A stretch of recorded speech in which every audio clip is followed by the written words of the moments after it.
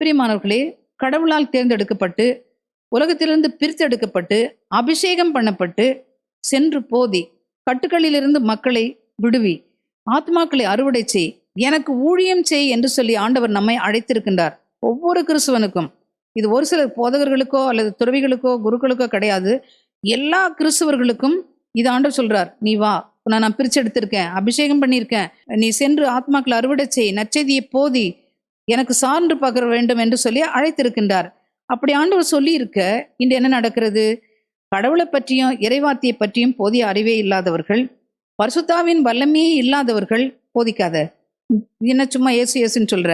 அவங்க உங்களை ஆட்டி படைக்கலாம், உங்க மேல அதிகாரம் செலுத்தலாம், உங்களை துன்புறுத்தலாம், உங்களை சிறுமைப்படுத்தலாம். இது என்ன போதனைன்னு போற, நீ என்ன நற்செய்தின்னு போற, நீ என்ன ஜபன் போடுற, நீ என்ன அல்லேலூயா போடுற, அப்படி சொல்லிட்டு உங்களை சிறுமைப்படுத்தலாம். உங்கள் பேரை நாசப்படுத்தி பேரை கெடுத்து